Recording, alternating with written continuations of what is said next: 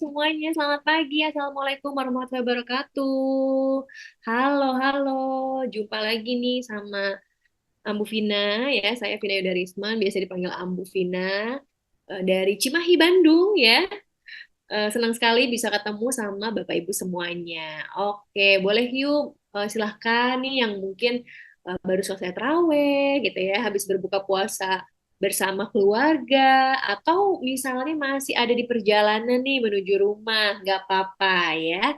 Silahkan untuk apa namanya masuk ya ke room ini, boleh untuk mengundang pastinya ya, mengundang sahabat, mengundang keluarga, mengundang kerabat, kenalan, atau bahkan konsumen Bapak Ibu yang sekiranya membutuhkan informasi webinar yang akan kita sampaikan bersama narasumber nanti ya. Oke, yuk sambil menunggu, mangga silahkan untuk on cam atau open cam untuk teman-teman yang mungkin udah mulai ini nih ya, bisa sambil menyimak gitu ya, silahkan. Dan selamat pagi, sekali lagi selamat bergabung. Boleh yuk absen-absen dulu nih, aku pengen tahu ada dari kota mana aja yang udah siap untuk nanti sama-sama kita mendengarkan ilmu yang insya Allah sangat bermanfaat juga nih dari narasumber kita ya. Selamat pagi Kak Lulu, aduh seneng banget, selamat pagi nih rekan-rekan semuanya ya. Ada Dokter Ponti udah standby juga ya, ada siapa aja nih ya, ada Kak Virginia, halo selamat pagi ya, boleh yuk kita sapa-sapa semua rekan-rekannya, Bapak Ibu juga yang ada di sini untuk absen. Halo Kak Dista Ade, wow dari Kediri, luar biasa loh. Gimana udah berbuka puasa? Bapak Ibu, teman-teman semua heroes yang ada di sini ya. Seneng banget ya kita bulan Ramadan agak mundur sedikit jam HEG-nya tapi nggak masalah ya, mudah-mudahan belum ngantuk ya. Mudah-mudahan masih semangat juga nih dengar pemaparan nanti yang insya Allah juga bermanfaat banget ya, karena jujur aja Bu Vina tuh agak kaget ya dengan topiknya, tapi sekaligus ini excited juga nih Bapak Ibu ya, karena kayaknya jarang banget deh webinar yang membahas tentang topik yang nantinya akan kita pelajari bersama-sama ya. Oke deh. Nah, sambil kita menunggu nih ya teman-teman kita ataupun undangan-undangan kita yang mungkin pingin masuk juga nih ya, pengen dapat ilmu juga nih kayak kita semua di sini ya, izinkan Ambu untuk mengenalkan ya sponsor utama kita setiap sesi dari Heroes Enterprise Gathering nih ya Bapak dan Ibu, yaitu HDI ya. Jadi sekali lagi Ambu mengucapkan selamat bergabung Bapak Ibu ya, menjadi anggota keluarga ya dari keluarga besar HDI Family ataupun HDI ini biasa disebutnya ya Bapak Ibu ya. Nah, tak kenal maka tak sayang, Bapak Ibu mungkin ada nih yang baru pertama kali ikutan HEG gitu ya, atau misalnya baru mengajak nih saudara atau rekan keluarga untuk sama-sama menyaksikan webinar kali ini. Izinkan Ambu untuk memperkenalkan nih perusahaan ataupun company yang mensupport kegiatan positif kita pastinya ya. Oke, perusahaan HDI ini adalah perusahaan multinational company nih Bapak Ibu yang bergerak di bidang distribusi produk kesehatan dan juga kecantikan. Nah, nggak sembarang produk kesehatan nih ataupun sembarang produk kecantikan, tapi produk-produknya ini berfokus di produk perlebahan. Kalau ada yang pernah dengar HDI ya, Clover Honey HDI gitu, ataupun Propo Elix, bener banget ya. Kita ini udah mulai company berdiri di tahun 1986, bahkan di Indonesia sendiri sudah 30 tahun lebih Bapak Ibu ya. Gak hanya di Indonesia, HDI juga melebarkan sayapnya ke berbagai negara ASEAN lainnya seperti Singapura ya, KL ataupun Kuala Lumpur, Filipina, Hong Kong, di Indonesia ya udah pasti, dan juga di Makau. Jadi negaranya ada di 6 lebih negara, lalu kantor cabangnya juga udah lebih dari 160 kantor cabang, dan jumlah anggota enterpriser seperti Ambu Vina dan narasumber kita nanti maupun teman-teman Heroes di sini juga udah lebih dari 2.500.000 total enterpriser yang bergabung. Nah, mungkin di sini ada nih Bapak Ibu yang domisilinya di Jakarta misalnya atau Jakarta Pusat ya. Silahkan untuk mampir main ke kantor kita yang besar dan sangat eye-catching Bapak Ibu ya. Ada di Jalan Probolinggo Menteng. Ini disebutnya Beehive ya. Karena dilihat dari gedungnya ini sangat eye-catching, bentuknya seperti sarang lebah ya.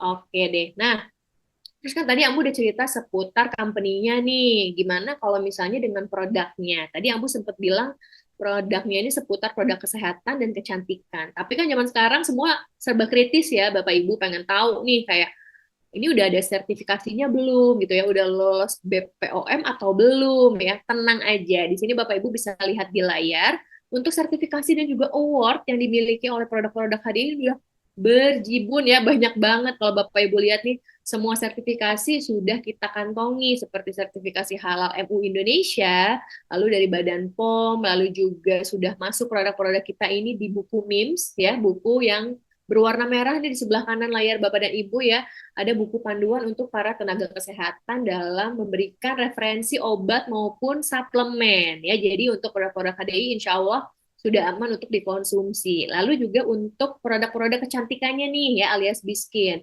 Kita juga sudah mengantongi berbagai award dari beauty magazine baik di dalam maupun di luar negeri ya. Jadi wow, udah luar biasa keren banget produk-produknya ya.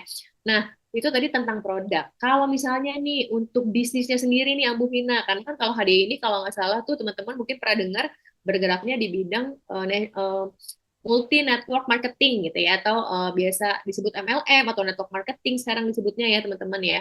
Nah, untuk bisnisnya sendiri ini sudah mengantongi sertifikasi halal dari DSN MUI. Dan ini udah cukup lama ya, kalau nggak salah tuh akhir tahun 2021, kalau atau awal 2022. Jadi udah cukup lama sehingga teman-teman muslim di sini seperti Ambu Vina juga merasa lebih nyaman dan aman ya saat menjalankan bisnisnya.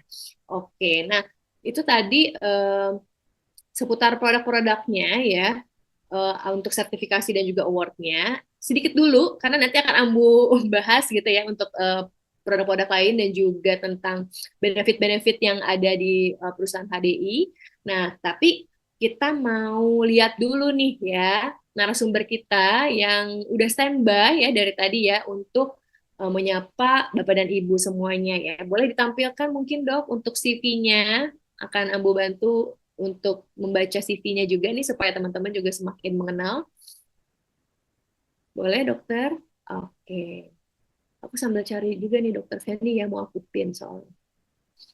Ya, oke, boleh dibesarkan mungkin Dokter Feni supaya semakin terlihat oleh teman-teman. Iya, oke, udah terlihat ya ayah ayah ibu. Oke deh, mungkin banyak ayah ibu juga di sini ya, bapak ibu gitu ya, teman-teman semuanya rekan-rekan heroes ya udah terlihat ya di layar ya. Oke, nah narasumber kita yang udah standby juga nih kita akan sapa sebentar lagi ya adalah Dokter Feni Crispian ya. Beliau seorang dokter umum dan juga saat ini aktif nih ya, masih aktif bekerja ya, mengabdikan dirinya di Klinik Amalia Laksono ya, dan juga tidak hanya aktif praktek ya dok ya, tidak hanya aktif praktek, tapi beliau juga seorang founder nih ya, owner ya, ibu owner dari Klinik Hitan Amalia Laksono. Nah, beliau juga sampai sekarang masih aktif sebagai instruktur di After Hitan Private Course. Wow, bersertifikat BNSP. Nanti kita tanya ya artinya apa ya. Lalu beliau juga di sela-sela segudang kegiatan beliau yang sudah sangat padat, ternyata luar biasa ya Dokter Feni juga ternyata sudah berhasil ya menjadi seorang Diamond Leader di HDI. Boleh kita sapa dulu, selamat pagi Dokter Feni. Halo, selamat pagi. Assalamualaikum semuanya. Salam Dokter Fendi. Gimana kabarnya dok? Sehat? Alhamdulillah sehat, Ambu. Cuman ini rada-rada serak-serak basah gitu deh. Biasa mungkin karena bulan puasa ya, Oh Ambu ya. iya benar. Tadi nggak makan Iya, gorengan kan dok? Tapi iya gitu. Seorang biasanya ngajarin jangan makan gorengan ya, taunya makan sendiri. Akhirnya serak-serak basah. apa-apa tenang. Kita punya herbal remedy sama Clover Honey ya Dokter Fendi ya. Jadi nanti bisa nih Betul, tentu saja. recovery juga nih ya. Oke deh Dokter Fendi. Tadi kan aku udah sempat kenalin nih Dokter Fendi ke teman-teman yang ada di sini ya. Sambil kita menunggu juga nih teman-teman lainnya yang akan masuk ke dalam ruangan Zoom. Nah Dokter Fendi beneran nih punya klinik hitan. Di mana dok? Boleh spill sedikit nggak lokasinya? Boleh banget, Ambu. Jadi ini klinik hitannya itu ada di Subang. Klinik Amalia Laksono itu ada di Subang. Sebetulnya itu klinik Pratama Rawat Inap. Kemudian saya kembangkan ada klinik hitannya. Kan Oke, agak-agak gimana ya, dokter perempuan menghitan gitu unik ya, Ambu ya.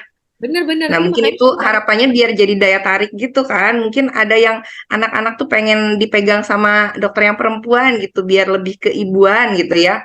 Biar penuh kasih sayang pada saat menyunat mungkin gitu.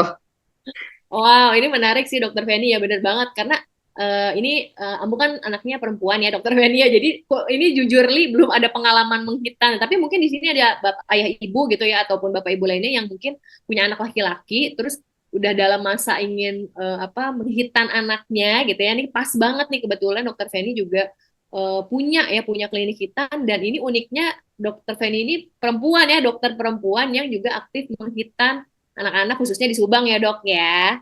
Iya Oke, betul. baik. Kak, aku mau nanya satu lagi dok. Aku mau tanya, ini maksudnya bersertifikat BNSP tuh gimana sih? Apakah memang ada pelatihan khusus gitu untuk fokus untuk hitan gitu? Gimana dok? Jadi kalau BNSP sendiri itu kan Badan Nasional Sertifikasi Profesi gitu, Ambu. Jadi Oke. saya dengan teman-teman satu tim di After Hitan itu kami sering mengadakan private course gitu, termasuk di Bandung gitu ya. Biasanya saya ikutnya yang Oh, di Bandung ya. Cuman tim saya yang lain itu udah seluruh Indonesia biasanya mereka mengadakan pelatihan pelatihan itu tentang hitan. oke. Wah, luar biasa ya. Jadi kalau dulu kita taunya apa namanya dokter sunat gitu ya, apa namanya apa dukun sunat gitu ya. Nah ternyata ini kalau dokter yang apalagi seorang dokter yang update ilmu pastinya akan mengikuti perkembangan ilmu kedokteran juga ya dokter Feni ya. Jadi pada saat menghitan Betul. juga lebih insya Allah juga anak-anak lebih aman dan lebih nyaman pastinya ya. Iya, betul Oke, betul. baiklah. Ini Bapak Ibu udah ada yang bisa tebak belum ya? Dokter Feni ini ternyata punya klinik hitan. Kita akan bahas tentang apa? Kita akan bahas tentang perawatan genitalia anak. Nah, ini disclaimer dulu ya Dokter Feni ya. Jadi kita di sini pure tujuannya adalah untuk edukasi. Jadi nanti kalau ada gambar-gambar misalnya gitu ya, atau enggak misalnya ada pembahasan-pembahasan, mohon untuk apa namanya kita akan banyak melihat ya dari sisi medis ya pastinya ya dan juga untuk kebermanfaatan juga ayah dan ibu nih Bapak Ibu di sini untuk lebih mengenal lagi ini jadi bisa lebih tahu lagi khususnya untuk higienitas dan juga untuk kesehatan dari alat kelamin baik putra maupun putrinya ya dok ya dan juga mungkin nanti akan disampaikan juga untuk mencegah penyakit dan bagaimana cara mengatasinya. Jadi silahkan sekali lagi Bapak dan Ibu untuk nanti yang memiliki pertanyaan pastinya pertanyaannya nih yang berkaitan dengan materi yang akan disampaikan oleh Dr. Feni Crispian. Jadi silahkan saja nanti diketikkan pada saat Dr. Feni sudah memulai sesi. Mangga silahkan ya, jangan sungkan untuk mengetik pertanyaan maupun mungkin pernah punya pengalaman gitu ya Dr. Feni ya, ingin cross check, ingin dengar pendapat dari seorang Dr. Feni yang memang aktif ya berkecimpung di dunia ini gitu. Silahkan saja untuk di-share di kolom komentar karena nanti pertanyaannya akan dibacakan oleh Ambu di akhir sesi Dokter Feni. Baiklah, sekali lagi silahkan Dokter Feni untuk menyampaikan materinya. Baik, makasih Ambu atas kesempatannya. Senang sekali pada malam hari ini dikasih kesempatan untuk sharing tentang kesehatan alat kelamin anak-anak. Mungkin ini materinya memang agak-agak lain ya gitu. Biasanya kayak saru gitu, porno-porno gimana gitu ya. Tapi ya memang kita harus tahu. Jadi kita nggak boleh ngerasa, oh ini mah saru nggak usah dipelajari. Justru itu pemikiran yang kurang tepat ya. Alhamdulillah dengan adanya HEG ini kita bisa sama-sama diskusi, mungkin saling sharing ilmu ya gitu tentang kesehatan genital anak-anak ya. Eh kita mulai aja ya Ambu ya, sambil nunggu yang lain juga nggak apa-apa ya.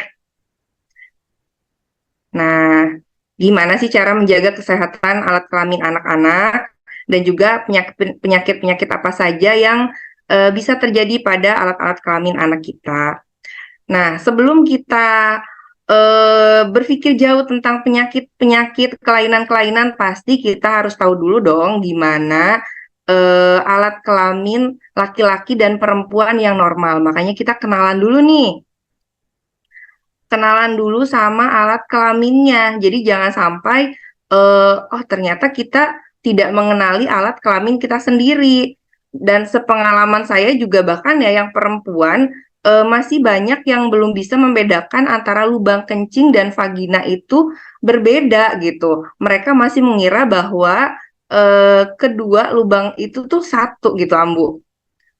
Jadi ini sangat-sangat penting ya. Jadi untuk kita kalau punya anak-anak itu betul-betul harus memastikan bahwa kondisi genital anak-anak kita itu memang normal gitu. Kalau kita tidak mengetahui normalnya bagaimana, kan kita gimana bisa tahu yang tidak normalnya, betul nggak, Bu? Nah, pertama kita nih yang laki-laki ya gitu. Mungkin ini tuh gambarannya seperti ini, mungkin ada perbedaannya pada kondisi secara eh, naturalnya mah gitu ya. Namanya juga gambar, tapi insya Allah ini menggambarkan alat kelamin laki-laki ataupun perempuan. Pertama kita lihat dulu alat kelamin laki-laki. Ini terdiri dari skrotum. Nah, di skrotum ini di dalamnya ada testis. Testis itu ada dua ya, kiri dan kanan. Boleh diraba kalau misalkan tidak ada testisnya, tidak ada biji-bijian di dalam skrotumnya, hati-hati, mungkin itu suatu kelainan ya. Kemudian ada batang penisnya. Yang ujungnya ini kulit apaan sih ini gitu ya? Ini adalah prepucium atau kita sebut juga kuluk penis ya. Nah, kalau disunat itu yang kita hilangkan adalah prepuciumnya ini ya. Jadi kalau disunat itu bukan dipotong penisnya ya, tapi kita hanya menghilangkan kulit yang menutupi kepala penisnya. Di kepala penis ini ada lubang kencing ya. Kalau di laki-laki ini, lubang kencing ini dia berfungsi untuk mengeluarkan urin maupun sperma. Dan harus betul-betul kita pastikan lubang kencingnya itu ada di ujung. Karena kalau lubangnya itu ada di bawah, di atas, tidak di ujung, itu juga suatu kelainan ya. Jadi betul-betul harus diperhatikan. Coba habis ini mungkin ya Bapak Ibu yang punya anak, lihat alat kelamin anaknya masing-masing, apakah strukturnya seperti ini atau tidak gitu ya. Lihat lubang kencingnya apakah di ujung atau tidak gitu ya. Nah, kemudian kita lihat di alat kelamin perempuan. Alat kelamin perempuan ini yang pertama adalah labianya atau bibir kemaluannya, itu ada dua, bagian dalam dan bagian luarnya ya. Kemudian ada klitoris yang bagian atas. Kemudian juga ada lubang kencing yang bagian atas ini yang di tengah. Kemudian lubang yang lebih besar itu vagina. Jadi kalau misalnya melahirkan itu dari vagina ya. Kalau kencing itu dari lubang yang di atasnya. Jadi itu dua lubang yang berbeda. Kalau pada laki-laki tadi mengeluarkan sperma dan urin itu dalam satu lubang, kalau perempuan pada saat melahirkan dan kencing itu di dua lubang yang berbeda. Nah, itu harus dipastikan ya. Pada anak perempuan, kita juga harus memastikan bahwa lubang vaginanya itu ada. Jadi pas begitu lahir pastikan lubang vaginanya ada, karena ada tuh kasusnya yang vaginanya itu tidak berlubang gitu. Jadi itu juga harus ditindaklanjuti ke depannya ya. Jadi harus dipastikan. Coba habis ini ya kita lihat sama-sama alat kelamin anak kita apakah normal atau tidak ya. Oke, kita lanjut ke nih kelainan apa aja sih yang bisa terjadi pada alat kelamin anak-anak. Yang pertama adalah ambigu genitalia.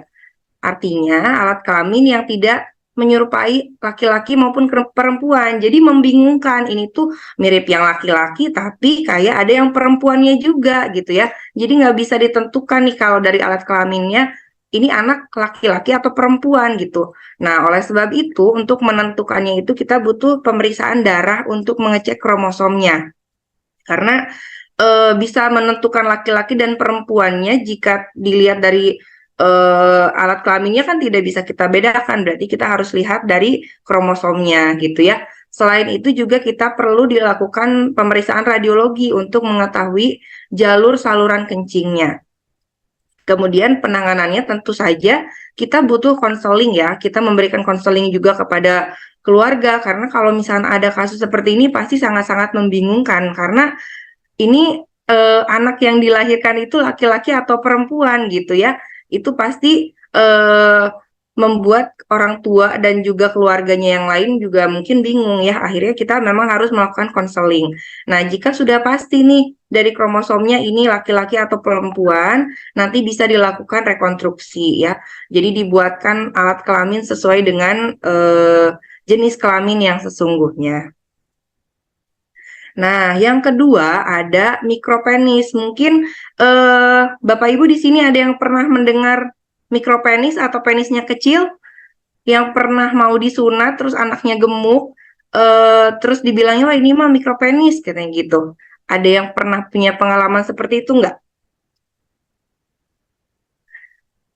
Nah, biasanya ya, jadi pada anak-anak yang gemuk itu kadang dibilangnya itu penisnya kecil atau mikropenis, padahal itu dua hal yang berbeda gitu ya. Mikropenis sendiri adalah ukuran penis yang lebih kecil dari standarnya gitu ya. Kasusnya ini lumayan sering juga mungkin ya kalau misalkan di sini kita lihat angkanya itu 1 sampai 8 anak per 1.000 kelahiran gitu. Jadi penisnya itu kecil dibandingkan dengan ukuran standarnya. Gimana sih bisa kita tahu penisnya kecil? Nah, kita harus mengukurnya pada saat kondisi ereksi ya. Jadi bukan pada saat kondisi rileks. Kalau pada kondisi rileks mungkin jadi kelihatannya lebih kecil memang. Tapi yang kita ukur adalah pada saat kondisi ereksi. Bukan dirangsang ereksi juga memang, tapi kita harus melakukan penekanan pada pangkal penisnya, lalu kita ukur sampai ke kepala penisnya. Nah, apakah ukurannya sudah sesuai dengan standar atau belum gitu ya. Begitupun pada anak yang gemuk gitu ya, sering salah ditafsirkan bahwa yang gemuk itu karena kelihatan kecil, jadi dibilangnya mikropenis, padahal sepengalaman saya di sini menyunatkan pasien-pasien yang gemuk, setelah saya ukur ternyata penisnya normal, cuman memang karena eh, lemak di perut bagian bawahnya itu tebal, jadi penisnya itu ketarik gitu ya. Jadi yang memang perlu kita ukur adalah pada saat kondisi ditekan secara maksimal, kita baru bisa mengukur panjang penisnya. Nah, kalau ada mikropenis ini gimana penanganannya? Kalau misalkan memang terjadi betul-betul mikropenis, penanganannya adalah dengan suntik hormon. Jadi nanti disuntikan hormon untuk merangsang pertumbuhan penis supaya ukurannya besar gitu. Jadi mengikuti ukuran sesuai dengan standarnya.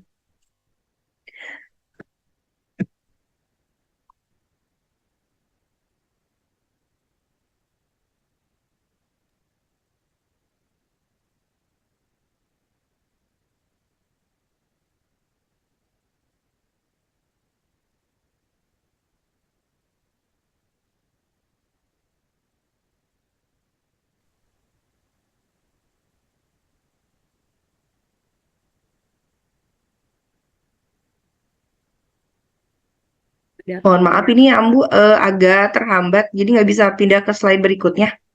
Boleh mungkin di end dulu aja dok, end share, nanti dicoba di share lagi.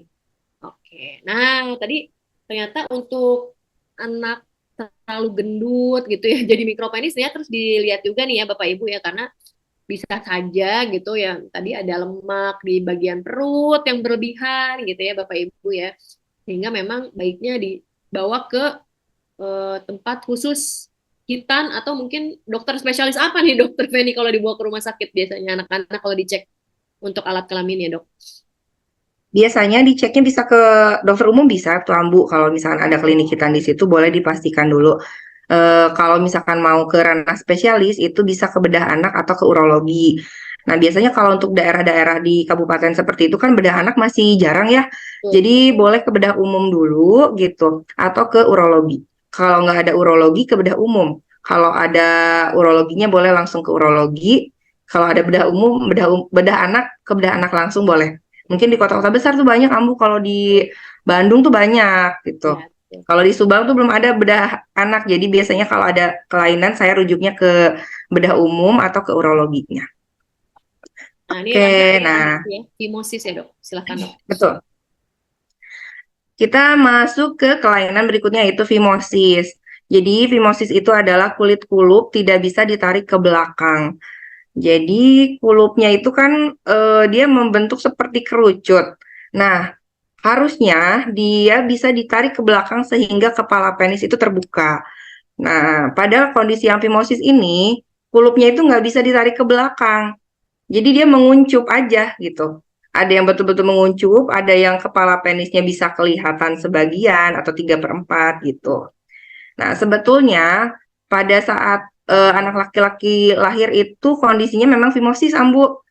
Jadi ini fimosis itu sebetulnya awalnya bukan suatu kelainan gitu ya, tapi memang seiring berjalannya waktu, usia anak bertambah, harusnya kulupnya itu terbuka gitu ya. Tapi pada kondisi tertentu yang masih belum diketahui penyebabnya, kulupnya ini nggak terbuka. Jadi usianya bertambah, cuman lubang kulupnya masih kecil aja. Nah, itu nanti ke depannya memang bisa beresiko terjadinya infeksi gitu, karena di balik kulupnya itu tidak bisa dibersihkan gitu ya. Dan kenapa pada kondisi fimosis ini disarankan untuk dihitan gitu, karena tadi beresiko terjadinya infeksi lebih besar daripada yang tidak fimosis karena nggak bisa dibersihin yang di belakang kulupnya tuh. Kemudian ini ada parafimosis. Parafimosis itu kebalikannya dari fimosis, Ambu. Jadi kalau tadi fimosis itu kan nggak bisa ditarik ke belakang kulupnya. Kalau pada parafimosis, kulupnya bisa ditarik ke belakang tapi nggak bisa dikembalikan. Jadi nyekek bagian kepala penisnya. Nah, ini adalah suatu kegawatan sebetulnya pada penis anak ya kalau terjadi parafimosis, karena namanya kalau kecekek berarti aliran darah ke bagian ujungnya itu terhambat. Akhirnya bisa mengakibatkan kematian jaringan penisnya. Jadi nanti bisa sampai kehitaman, jaringannya mati, bahkan sampai ya akhirnya nggak bisa ketolong harus amputasi gitu ya. Jadi cukup berbahaya juga ya kalau terjadi parafimosis. Nah, mungkin kalau Bapak Ibu pernah dengar disunat jin, Ambu pernah dengar nggak disunat jin? Nggak pernah ya? Belum pernah. Belum pernah ya, apalagi anaknya perempuan, Ambu. Nah, kalau anaknya laki-laki mungkin ya pernah nyari tahu disunat jin.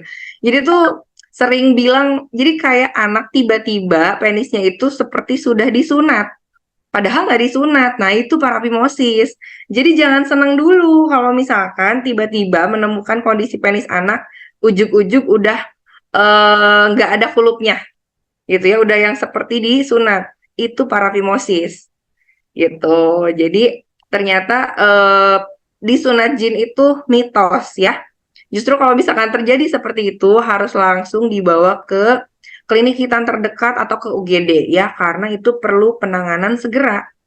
Kalau tidak segera, itu resiko terjadinya tadi kematian jaringan di ujung penisnya. Biasanya tuh anaknya juga kesakitan gitu ya, terus bengkak. Bengkaknya itu kayak di kepala penisnya tuh ngebentuk cincin gitu. Kalau sunat-sunat zaman dulu kan kayak gitu, bentukan habis disunat tuh bentuknya kayak cincin, Ambu. Kalau zaman dulu ya, kalau zaman sekarang insya Allah hasil sunat tuh nggak ada lagi yang seperti itu kalau sudah mengikuti perkembangan ilmu sunat ya. Nah, jadi makanya kenapa dibilangnya seperti disunat jin gitu, seolah-olah sudah disunat karena bentuk parafimosis ini menyerupai penis yang sudah disunat gitu. Padahal itu suatu gangguan yang harus segera ditindaklanjuti gitu ya. Jadi hati-hati nih Bapak Ibu kalau menemukan anak laki-lakinya tiba-tiba bentuknya kayak sudah disunat, itu jangan senang dulu. Jadi harus diperiksain itu Mah ya. Oke, lanjut. Nah, ini kita ke hipospadia dan epispadia. Tadi kan di awal tuh udah saya kasih tahu kalau lubang kencing itu harus ada di ujung, ya. Nah, kalau lubang kencingnya itu tidak di ujung, itu suatu kelainan, ya, namanya hipospadia. Jadi kalau hipospadia itu lubang kencingnya ada di bawah dari batang penisnya. Kemudian jika epispadia itu ada di atas. Kejadian epispadia ini mungkin agak jarang ya. Kalau hipospadia sendiri itu lumayan sering. Bahkan insidensi di dunia aja 1 banding 250 sampai 300 kelahiran bayi. Dan pengalaman liburan sekolah kemarin juga lebih dari 5 pasien saya juga itu ternyata hipospadia gitu. Ternyata memang ada kelainan seperti itu. Em, Sebetulnya ini pada hipospadia yang khas itu ya. Jadi preputiumnya tuh atau kulupnya itu ngebentuk hoodie. Jadi kayak dicindungin kayak gitu. Bagian bawahnya tuh kalau tadi kan kalau kita lihat pada penis yang phimosis itu kan dia mengerucut. Nah, pada yang hipospadia, jelas-jelas hipospadia, biasanya bagian bawahnya itu seperti yang sudah robek, jadi bentuknya kayak hoodie, kayak kupluk gitu. Makanya pernah saya dapat pasien yang sharing katanya, Bu dokter anak saya udah disunat sejak borojol katanya, sejak lahir gitu. Wah masa sih kata saya tanya udah nggak ada sebetulnya kondisi di mana penis sudah tersunat sejak lahir gitu. Ternyata setelah dilihat ternyata itu hipospadia gitu. Dan hipospadia ini genetik ya. Bahkan yang barusan saya ceritakan itu juga dianggapnya itu normal karena sepupu-sepupunya juga ternyata mengalami hal yang sama gitu. Karena ternyata ketidaktahuan ya, ketidaktahuan bahwa itu suatu kelainan jadi dianggapnya normal-normal aja gitu. Ternyata kalau misalkan lubang kencingnya itu tidak di ujung, terus bentuk bentuk kuncupnya seperti hoodie, itu hati-hati, jangan-jangan hipospadia gitu ya. Bahkan kalau misalkan Bapak Ibu, ini mohon maaf saya agak nyinggung dulu, pernah ada atlet voli perempuan yang ternyata sekarang tuh jadi laki-laki. Mungkin tidak usah saya sebutkan namanya. Nah, ternyata beliau itu hipospadia, dan hipospadianya itu lubangnya ada di bagian skrotumnya. Jadi seolah-olah seperti alat kelamin perempuan. Jadi tidak ada batang penisnya gitu. Jadi bisa bisa kayak yang ambigu genitalis itu mungkin ya bentuknya. Dan yang ambigu itu salah satu penyebabnya bisa karena hipospadia ini. Nah, pada kondisi hipospadia ini sebetulnya kontraindikasi untuk dihitan dan perlu dilakukan rekonstruksi. Kenapa sih harus direkonstruksi? Karena nanti pancaran urinnya itu nggak mancer ke depan, tapi ke bawah. Jadi kalau kata guru saya, nanti ini anak pipisnya tuh kena sendalnya katanya. Jadi pipisnya tuh ke bawah, bukan mancer ke depan gitu ya. Itu terkait dengan kencingnya. Kalau laki-laki tadi kan sudah disebutkan, sperma juga keluarnya dari lubang itu. Jadi nanti akan mempengaruhi kesuburannya di kemudian hari. Gitu. Kalau misalkan pancarannya tidak ke tengah, tidak ke depan, berarti pancaran sperma pun juga tidak ke depan, akhirnya bisa gagal membuahi gitu ya pada saat nanti sudah menikah. Jadi memang ini disarankan untuk rekonstruksi, diperbaiki lubangnya, harus dikembalikan ke ujung gitu. Jadi tidak bisa disunat biasa, harus dilakukan oleh dokter spesialis yang biasa mengerjakan itu, bisa di urologi atau di bedah anak gitu. Nah, kemudian nih hidrokel gitu ya. Hidrokel ini adanya cairan di skrotum anak. Jadi biasanya keluhannya itu eh, testisnya membesar, testisnya atau skrotumnya. Buah zakarnya besar, ada yang besar sebelah, ada dua-duanya gitu ya. Nah, ini sebanyak 1-3% bayi baru lahir mengalami hidrokel. Jadi terdapat cairan dari rongga perut masuk ke dalam rongga di skrotumnya. Nah, ini bisa kita evaluasi sampai usia anak 1 tahun.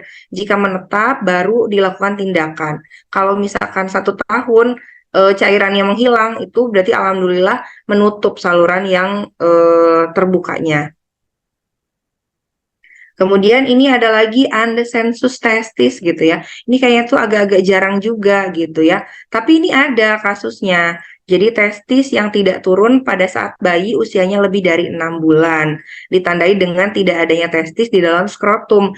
Nah, seperti yang tadi saya sebutkan, pada skrotum itu ada kayak bijinya. Dan itu bijinya harus 2. Kalau cuma 1, hati-hati. Berarti salah satunya mungkin tidak keluar. Nah, testis ini memang bisa dipengaruhi oleh suhu. Kalau suhunya dingin, dia bisa naik gitu. Jadi pada anak-anak biasanya seperti tidak ada bijinya kalau misalnya pagi-pagi atau pada saat kondisi dingin. Tapi nanti udah anget gitu, udah dipakein celana, udah terang, udah siang gitu, ada lagi bijinya, berarti itu normal. Nah, yang disebut undesensus testis itu pada kondisi apapun tidak teraba adanya testis ya, dan usia anaknya sudah lebih dari 6 bulan. Kalau di bawah 6 bulan masih boleh kita observasi, kita tunggu dulu sampai usia 6 bulan, kita tunggu apakah testisnya itu turun atau tidak. Kalau nggak turun gimana gitu? Kalau nggak turun, itu bahaya juga karena nanti berhubungan dengan kesuburan anak. Dimana kita tahu kalau testis itu dia tuh pabriknya sperma. Kalau pabriknya tidak turun, itu bisa rusak kan di dalam pabriknya. Jadi gimana mau memproduksi sperma untuk nanti membuahi gitu. Jadi harus ditindaklanjuti dengan tindakannya operasi gitu ya. Jadi nanti diturunkan, dikembalikan ke bentuk, ke letak yang seharusnya testisnya ini. Nah, kemudian ada hernia gitu ya. Ini mungkin mirip-mirip sama tadi hidrokel gitu ya. Ada benjolan di skrotum bayi. Yang membedakan adalah kalau hernia ini biasanya benjolannya itu muncul pada saat anak menangis misalkan. Atau pada saat pup karena mengejan-mengejan gitu ya. Jadi benjolannya itu hilang timbul Kalau tadi hidrokel itu ada terus, benjolannya tuh ada terus, membesar, tidak ada fase mengecilnya. Tapi kalau pada hernia ini ada fase mengecilnya gitu, membesar pada saat anaknya mengejan, biasanya pada saat menangis. Nah, ini lebih banyak terjadi pada anak yang pada bayi-bayi yang prematur gitu, karena kan bagaimanapun juga kalau yang prematur itu kan belum tumbuh sempurna, belum harusnya dilahirkan, sudah keburu dilahirkan, jadi pembentukan organnya belum sempurna, akhirnya terjadi hernia. Sama untuk hernia pun bisa kita tunggu sampai usia 1 bulan, 1 tahun. Jika masih ada, baru dilakukan tindakan operasi. Gimana kalau hernia tidak dioperasi? Nah, pada hernia itu yang keluar adalah usus ya. Ini hernia pada bayi ataupun dewasa sama. Jadi yang disebut hernia atau umumnya orang awam bilang turun bero ya. Kalau turun bero itu yang turun adalah ususnya. Kalau tadi hernia, kalau tadi yang hidrokel itu cairan di dalam rongga perutnya aja, kalau hernia ususnya. Nah, kalau tidak dilakukan tindakan operasi, ususnya ini bisa kejepit gitu. Kalau kejepit gimana ya, bahaya juga karena nanti bisa terjadi kematian jaringan ususnya, akhirnya harus dilakukan pemotongan usus gitu. Jadi tidak bisa kita sepelekan dan nggak bisa juga diurut-urut nih Ambu, karena kebanyakan mungkin kalau di daerah-daerah tuh kalau turun bro tuh ya udah diurut-urut aja, katanya bukan itu penanganannya ya, karena yang terjadi pada hernia ataupun hidrokel itu ada lubang yang tidak seharusnya ada, jadi tindakannya itu menutup lubangnya. Jadi mau diurut-urut gimana pun juga kalau lubangnya masih ada mah ya pasti keluar lagi gitu ya. Nah, kalau tadi itu kelainan secara anatominya atau secara bentuknya. Kalau ini kita akan membahas tentang penyakit-penyakit yang biasa muncul pada alat kelamin anak-anak. Yang pertama adalah balanitis. Balanitis ini adalah infeksi atau peradangan pada kulup penis, gitu ya. Ditandai dengan kemerahan, kulitnya mengkilap, tebal, gatal, ada bau yang tidak sedap, anaknya mengeluh sakit pada saat buang air kecil, terus kelenjar di selangkangannya itu juga membesar, kadang sampai ada keluar nanah gitu ya. Nah, balanitis ini berhubungan erat dengan kondisi fimosis ya. Kan tadi kalau fimosis itu kan kulupnya nggak bisa dikebelakangin tuh. Jadi kuman-kuman atau kotoran-kotoran yang ada di balik kulupnya itu nggak bisa kita bersihin. Nah, itu bisa jadi sumber penyakit. Nah, akhirnya jadi balanitis gitu ya. Bahkan ada yang bengkak sampai sebatang-batang penisnya juga bengkak nih pada kondisi balanitis ini. Terapinya gimana kalau sudah terjadi balanitis? Tentu harus diperiksakan ke dokter ya. Jadi nanti untuk dilakukan pemberian antibiotik gitu ya. Dan dipertimbangkan untuk dilakukan hitan. Kalau kadang ada nih kondisi balanitis ini yang anaknya sampai nggak bisa pipis karena bengkak besar sekali, menutup lubang kencingnya tuh yang kecil itu, yang pada saat kondisi fimosis itu kan kecil, ketambahan bengkak jadi nutup. Nah, kalau terjadi seperti itu harus segera dihitan, nggak bisa ditunda lagi karena terjadinya kegawatan. Jadi harus segera dihitan pada saat itu juga. Kalau misalkan balanitis masih bisa kencing, untuk tindakan hitan masih bisa kita tunda. Kita terapi dulu sampai peradangannya mereda gitu ya. Nanti pertimbangkan untuk dihitan. Kalau tidak dihitan gimana? Sebetulnya itu opsi ya gitu, karena eh bisa jadi berulang atau tidak, tapi resiko untuk berulangnya sangat tinggi. Dan kalau sudah berulang-ulang, nanti biasanya terjadi penebalan kulit di kulup penisnya. Jadi nanti nempel erat tuh ke batang penisnya, ke kepala penisnya, akhirnya rentan terjadinya perdarahan gitu ya. Jadi memang kalau sudah terjadi balanitis, lebih baik disegerakan untuk dihitan karena kejadiannya itu bisa berulang. Kan kasihan nanti anaknya jadi sakit terus ya. Nah, kemudian infeksi saluran kemih. Infeksi saluran kemih pada anak ini bisa jadi termasuk ke dalam silent disease gitu ya. Jadi kalau misalkan ada anak yang berat badannya tuh stuck, nggak naik-naik, atau kok makin kurus aja padahal makannya udah banyak gitu ya. Nah, jangan-jangan nih ISK gitu ya. Atau anak yang biasanya suka tiba-tiba panas tanpa sebab yang jelas gitu ya. Biasanya ya pada anak tuh keluhannya itu aja. Kalau pada dewasa mungkin disertai dengan sakit BAK gitu, sakit pada saat kencing, tapi kan anak-anak yang belum bisa ngomong kan mereka belum bisa mendeskripsikan tuh gimana rasanya sakit pipis gitu ya. Paling yang terjadi cuma demam-demam aja. Nah, itu sering terjadi pada anak seperti itu. Jadi infeksi saluran kemih pada anak itu gejalanya nggak khas. Kadang ada yang cuma sakit perut gitu ya, mual muntah, ada demam gitu. Itu kadang kita eh, mengiranya, aduh mohon maaf Pak, Bu, izin buat minum dulu.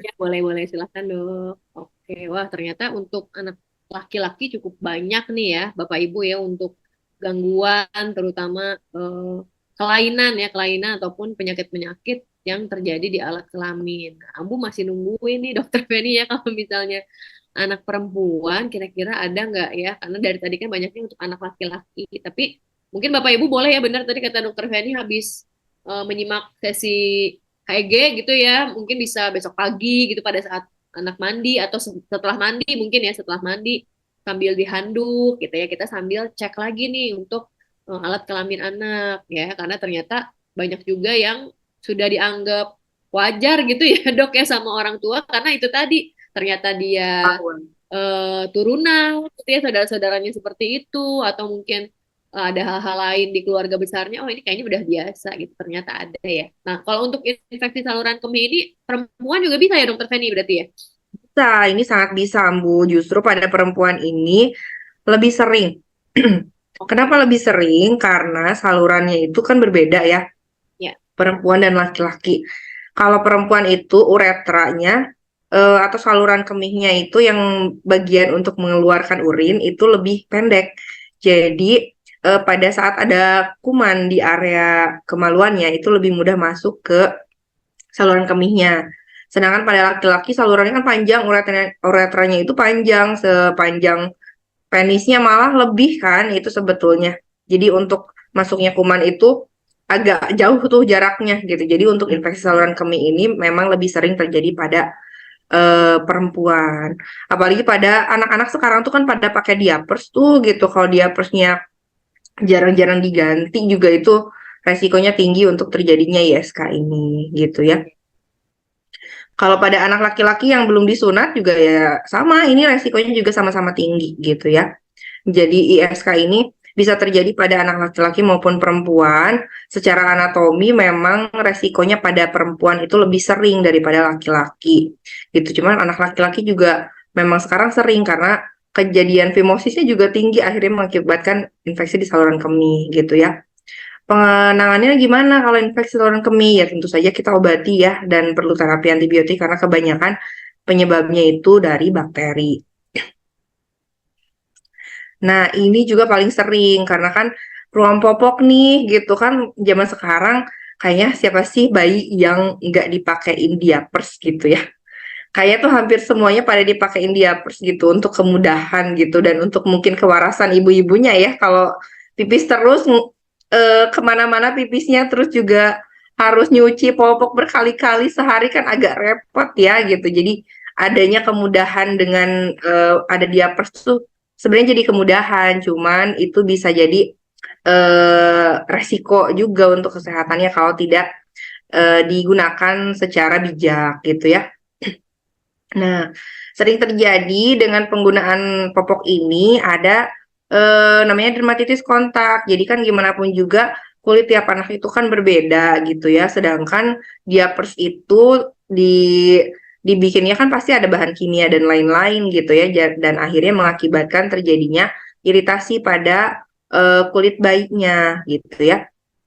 Selain karena iritasi dan alergi, ruam popok juga bisa terjadi karena infeksi jamur gitu. Nah, infeksi jamur ini kok bisa terjadi ya? Karena mungkin salah satunya kalau penggunaan diapersnya itu terlalu lama nggak diganti-ganti, udah sebelum penuh mah nggak pernah diganti gitu. Jadi akhirnya kulitnya itu lebih lembab, kelembabannya terlalu tinggi. Nah, kondisi yang lembab inilah yang disukai oleh jamur. Jadi akhirnya bisa terjadi infeksi jamur.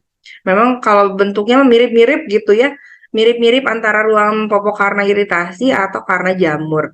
Kalau biasanya karena jamur itu dia lebih kayak totol-totol gitu ya, bentuknya kalau dermatitis kontak itu lebih kemerahan menyeluruh. Gejalanya ya kemerahan, gatal, kulitnya jadi kering dan lecet. Nah, untuk dia peras ini bisa dicegah dengan penggunaan shooting cream untuk menjaga kelembaban kulit, dan yang paling utama tentu saja lebih sering mengganti popoknya. Jadi 2 jam, 4 jam sekali itu harus diganti, jangan sampai nunggu penuh baru diganti gitu ya. Kemudian jika sudah terjadi ruam popok gimana? Ya itu harus diobati juga sesuai dengan penyebabnya gitu ya. Dapat juga diberikan bipropolis cream. Nah, nanti kita lihat sama-sama, kita punya produk namanya bipropolis cream ya Ambu ya.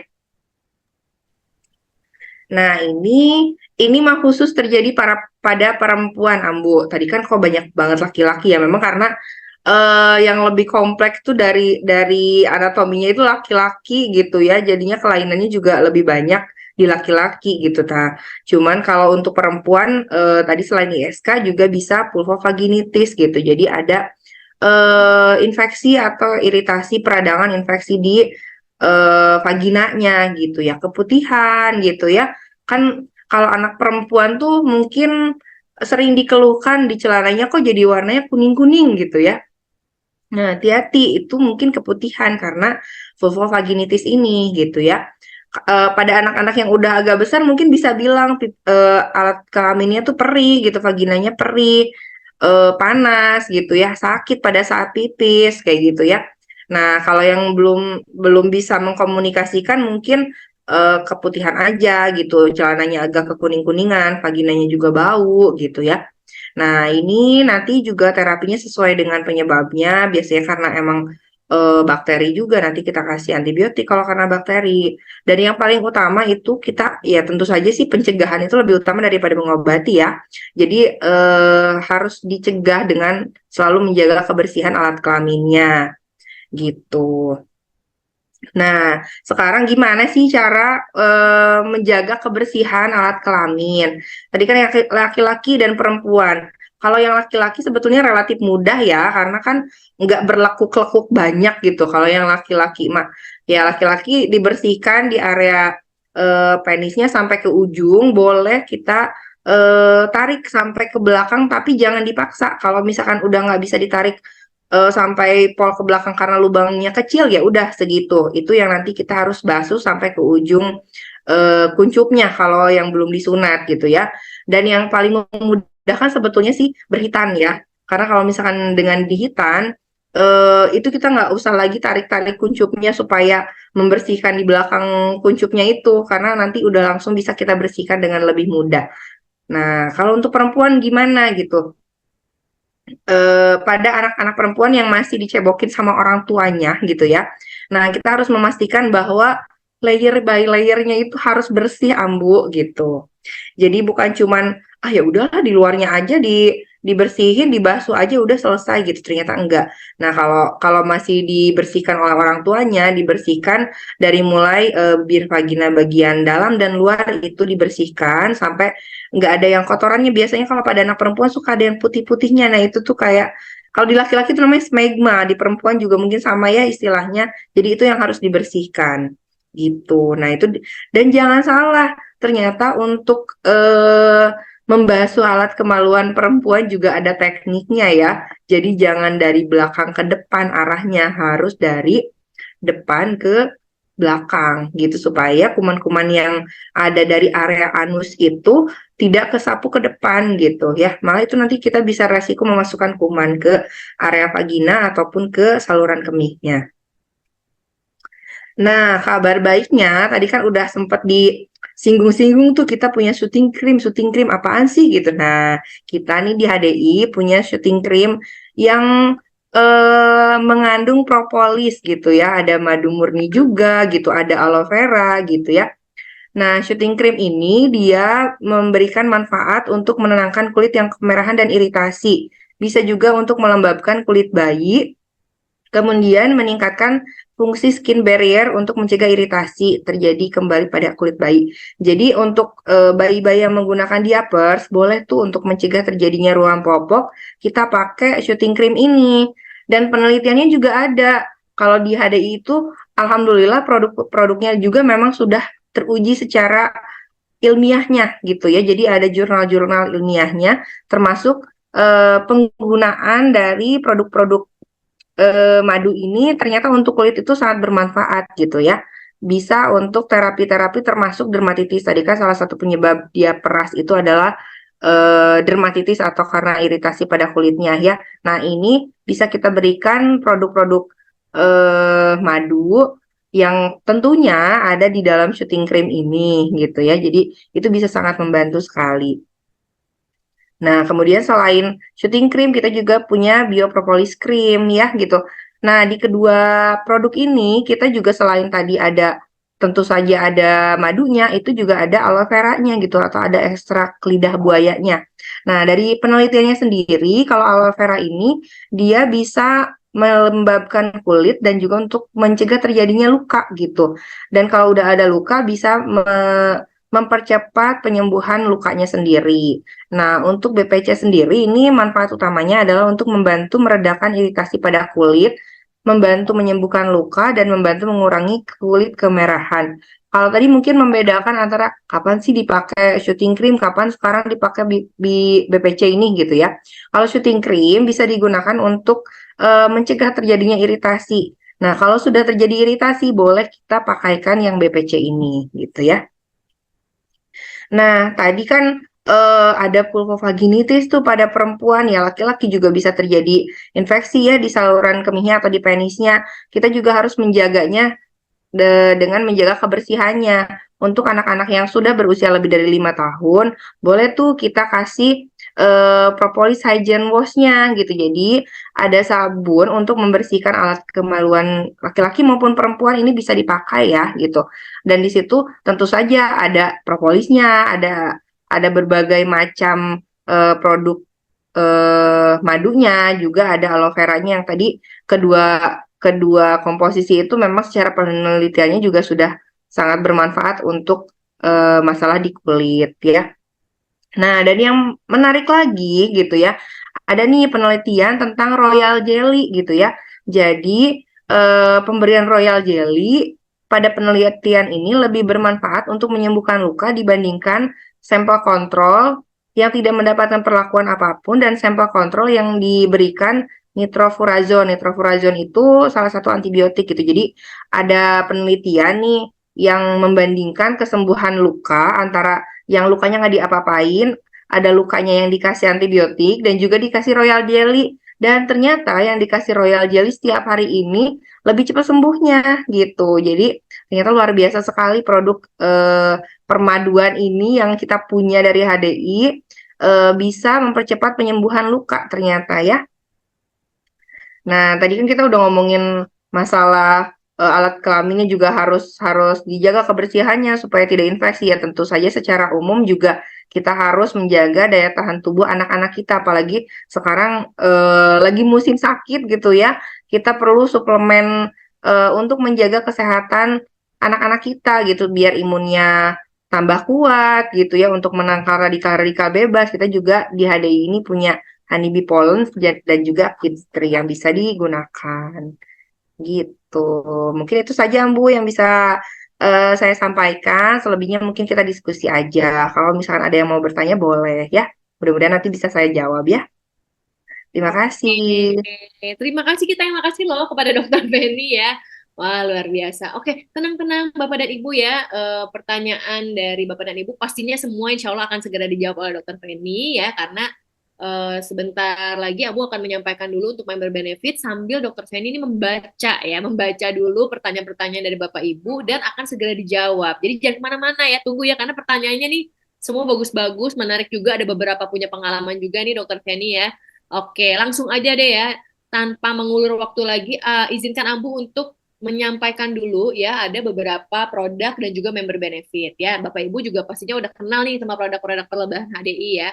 Ada untuk apa namanya tadi vitamin anaknya gitu ya, ada personal care-nya, ada hygiene wash, terus ada juga untuk HDI Naturals kayak Clover Honey dan juga Propoelix. Nah, semua produk-produk kita ini tenang aja Bapak dan Ibu ya sudah mendapatkan itu tadi ya apa namanya medical ilmiahnya, jurnalnya juga sudah lengkap ya.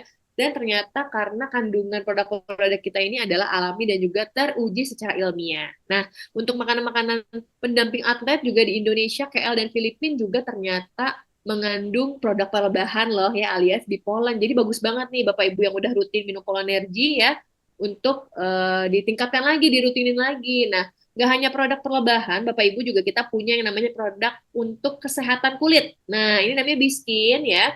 Ambu juga udah pakai ini ya kurang lebih hampir 2 tahun lebih gitu ya Bapak Ibu ya, dan selalu puas, selalu senang sama hasilnya. Kenapa? Karena selain bisa membuat kulit wajah lebih sehat, dan juga ternyata produk-produk ini memiliki six core antioksidan yang mungkin jarang gitu ya ditemui di skincare-skincare lainnya. Kenapa ya? Kenapa bisa concern banget nih sampai punya six core antioksidan yang luar biasa? Ternyata produk Biskin ini dibuatnya ini langsung di Korea loh. Jadi untuk yang Bapak Ibu pengen punya kulit glowing gitu ya, kayak artis-artis drakor, boleh banget untuk coba produk Biskin. Dan silahkan bertanya kepada leader ataupun SSA nih ya, Smart Skin Advisor yang Bapak Ibu kenal ya, supaya nanti bisa dibantu nih menelaah nih jenis kulit Bapak dan Ibu dan cocoknya pakai produk Biskin yang mana. Oke, nah untuk member benefit sendiri Bapak dan Ibu, untuk Enterpriser HDI tentunya punya banyak keuntungan dong pastinya ya. Nah, apa aja tuh Ambu keuntungannya? Untuk teman-teman di sini yang pengen jadi seller gitu ya, pengen kenalin produk-produk HDI ke teman-teman juga, boleh karena bisa dapat komisi 10 sampai 15% dari harga member ke member yang baru nih, yang baru bergabung atau baru disponsori. Tapi tanggung ya menurut Ambu ya. Kayaknya teman-teman langsung aja deh coba untuk menjadi seorang distributor resmi HDI ataupun seorang networker seperti Ambu Vina dan Dr. Feni tadi ya. Kenapa?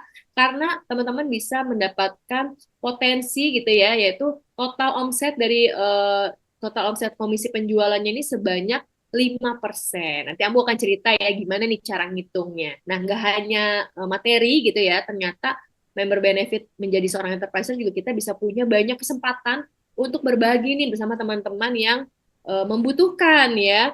Udah gitu tahu nggak sih program Ramadan nih Bapak Ibu ya, kalau misalnya sering lihat di Instastory-nya HDI Info gitu ya, ternyata lagi ada program bagi-bagi cover rohani di masjid-masjid terdekat. Wow, luar biasa ya, senang banget. Aku juga lihat story dari HDI, wah ternyata sangat care banget ya, terutama di bulan Ramadan ini semangat berbaginya sangat tinggi. Nah, untuk yang belum bergabung, langsung aja ya bertanya ke rekan Anda yang mengundang pastinya, karena akan ada promo ya, free membership.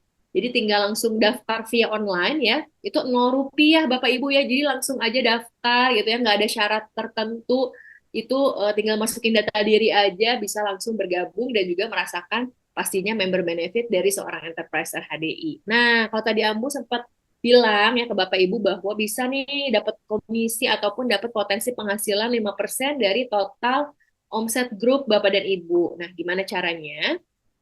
Caranya Bapak dan Ibu mensponsori gitu ya, jadi menyebarkan manfaat gitu ya, kasih tahu sebanyak-banyaknya informasi tentang produk-produk HDI, sehingga Bapak dan Ibu bisa berlatih untuk mensponsori. Nah, di bulan pertama nih, let's say Ambu Vina mensponsori Dokter Feni misalnya ya. Nah, nanti di bulan kedua ya, Ambu Vina dan juga Dokter Feni sama-sama mensponsori satu orang lainnya. Sehingga timnya Ambu Vina ini bertambah Bapak Ibu jadi 4 orang enterpriser. Di bulan ketiga juga gitu Bapak Ibu ya, di 4 orang tadi sama-sama mensponsori satu orang aja, ternyata di bulan ketiga sudah ada duplikasi menjadi 8 orang loh Bapak dan Ibu ya. Ini akan terus bergulir gitu ya, sama-sama mensponsori setiap bulannya, sehingga di bulan ke-6 tanpa Bapak Ibu sadari kita udah punya tim 64 enterpriser yang bergabung. Nah, apabila semuanya ini aktif berbelanja ya, men-sharingkan manfaat dari produk HDI, kita bisa masukkan rumus nih Bapak Ibu ya. Jadi jumlah enterpriser yang aktif bergabung dikalikan dengan jumlah bisnis poin ya, setiap bulannya ini hanya 300 bisnis poin aja ya, nggak usah banyak-banyak Bapak Ibu ya. Dikalikan dengan 3.000 rupiah, ini penggali rupiahnya ya, dan juga dikalikan dengan 5% yang tadi Ambu bilang ya, potensi penghasilan omset grup, ini ternyata ada di angka 2.880.000. Baru bulan ke-6 loh Bapak Ibu ya, lumayan banget sih apalagi buat Ambu yang seorang ibu rumah tangga. Nah, apabila kita terus konsisten dan juga komitmen untuk mensponsori teman-teman lainnya, keluarga, kerabat, sehingga nanti di bulan ke-12 Bapak Ibu dan bersama-sama dengan tim ini bisa punya total enterpriser di 4.096 orang. Wow, tadi di bulan ke-6 64, ternyata kalau dikerjakan secara duplikasi di bulan ke-12 alias tahun pertama ini sudah mencapai ribuan enterpriser ya.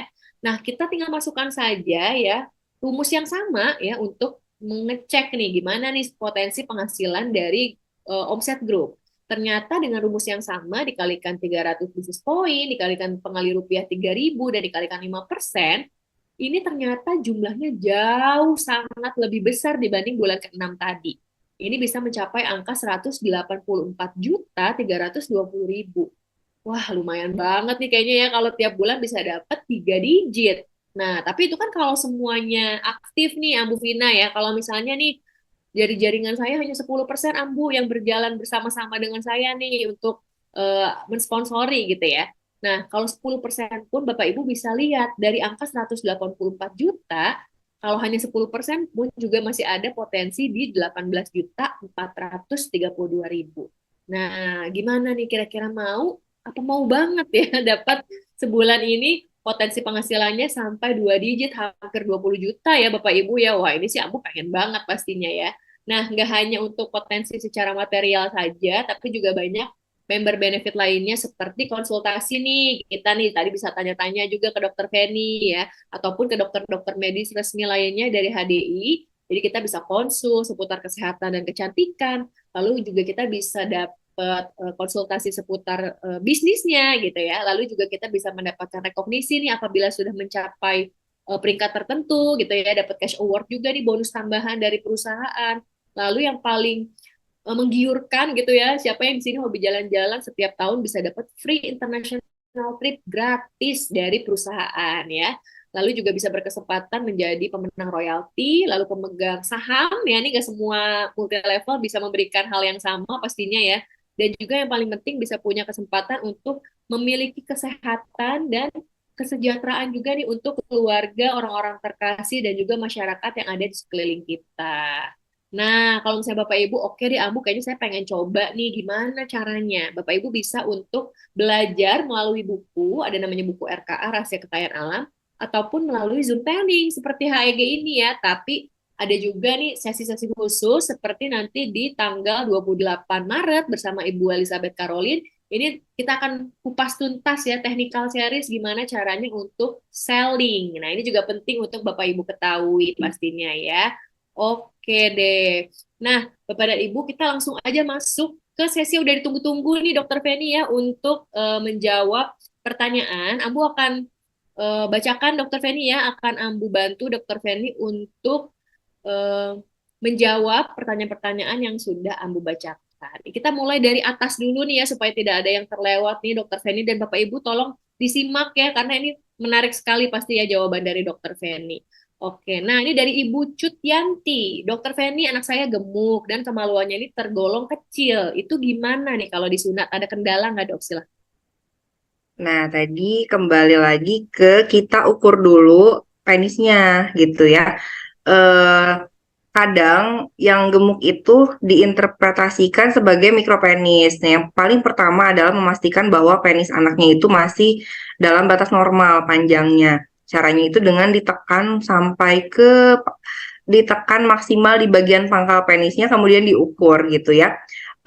Untuk anak di bawah 9 tahun, untuk rata-rata panjang penisnya itu 2,5 cm dari pangkal sampai ke kepala penis. Kalau di atas 9 tahun itu rata-rata 3 cm. Kalau misalkan di bawah itu berarti memang mikropenis dan harus dilakukan terapi hormon dulu. Tapi kalau ternyata penisnya normal tapi memang hanya tenggelam karena kegemukannya saja, itu bisa disunat sebetulnya gitu. Cuma memang kadang tempat-tempat hitan tertentu itu tidak semuanya menerima yang gemuk. Bahkan mungkin dokter spesialis juga kalau itu tidak semuanya menerima, bahkan rata-rata menyarankan untuk terapi hormon terlebih dahulu gitu ya. Mungkin nanti boleh dikonsulkan ke tempat hitan terdekat. Biasanya kalau saya dan tim saya insya Allah bisa mengerjakan untuk hitan yang gemuk dan yang gemuk dengan normal ya, yang pasti gitu. Nah, untuk pengerjaannya sendiri memang agak sulit gitu karena harus kita tekan maksimal sampai penisnya itu betul-betul keluar. Jadi kita bisa memastikan kalau nanti yang yang kulupnya itu kepotong tuh pas gitu. Jadi nggak kepanjangan, nggak kependekan gitu. Jadi memang ada kesulitan tersendiri pada kasus yang gemuk. Tapi yang pasti memang harus dipastikan dulu gemuknya ini normal atau termasuk yang mikropenis atau ada satu lagi istilahnya namanya burid penis. Jadi terperangkap gitu. Panjangnya sih normal, tapi dia nggak bisa ditekan secara maksimal gitu. Nah, itu memang harus ditindaklanjuti dengan melepaskan jeratannya. Jadi bukan disunat biasa. Jadi yang bisa disunat biasa pada anak gemuk itu, kalau ditekan secara maksimal, panjangnya itu normal dan tidak ada tahanan. Itu masih bisa dikerjakan dengan sunat biasa. Tapi memang jangan heran kalau yang gemuk-gemuk itu habis disunat nanti kelelep lagi, Bu. Gitu. Jadi disunat pada anak itu prinsipnya hanya menghilangkan kulup yang menutupi kepala penis. Jadi bukan mengeluarkan yang tenggelam gitu. Jadi kalau misalnya mau mau lebih panjang berarti memang anaknya harus diet gitu. Tapi untuk disunat tanpa diet terlebih dahulu juga bisa, Oke, wah asalkan jelas normal. banget nih ya dari Dokter Feni. Semoga menjawab ya Ibu Yanti. Oke, lanjut dulu dok. Kita ke Bu Fitri nih. Dokter, anak saya usia 2,5 tahun ketahuan fimosis. Nah, ini berarti Ibu Fitri udah aware nih dok ya ada kelainan. Nah, memang disarankan untuk segera disunat. Tapi setelah disunat jadi ada guratan di sekeliling penisnya. Itu kenapa ya dok? Nah, ini juga saya nggak bisa mastiin ya guratan itu seperti apa gitu. Kalau misalkan ini nanti mungkin mau chat-chat gitu juga boleh ya, Ambu gitu. Jadi kalau dibayangin, saya nggak bisa bayangin maksudnya guratan itu seperti apa gitu. Kalau habis disunat, biasanya kalau misalkan baru sembuh habis disunat itu memang si kepala penis itu seperti ada eh apa ya, kayak selaput-selaput tipis kayak guratan-guratan kayak gitu, itu kulit ari sih sebetulnya. Kalau baru sembuh ya biasanya memang tahapannya seperti itu dan itu normal. Nanti lama-lama akan mengelupas dan jadi mulus sendiri. Biasanya Oh, begitu. Cuma kalau misalkan sunatnya udah lama, hmm? ada guratan-guratan, saya jujur aja nggak bisa bayangin nih seperti apa gitu bentuknya. Atau mungkin Gitu. datang ke tempat hitam terdekat mungkin ya dok ya. Ya, Dengan betul. Nanti kasih. konsultasikan sama yang menghitan terutama gitu ya. Nanti bisa konsultasi lebih lanjut. Nanti kan jadi tahu dulu kondisinya seperti apa, terus sekarang gimana. Dan memang kalau kondisi phimosis itu biasanya disertai dengan perlengketan. Jadi si kuncupnya itu masih nempel ke kepala penis. Jadi pada saat nanti dihitan itu kita harus melepaskan. Jadi ada perlukaan di kepala Oh. penisnya. Nah, makanya nanti tadi ada kayak selaput-selaput tipis-tipis. Kadang mungkin kalau orang Sunda bilangnya ada borokan tuh kayak gitu memang. Mhm. Itu prosesnya begitu. Oke, untuk lebih pastinya boleh berkonsultasi dengan dokter yang menghitan gitu ya dok ya, kurang lebih ya. Oke, nah ini lanjut juga dari Bu Ayu.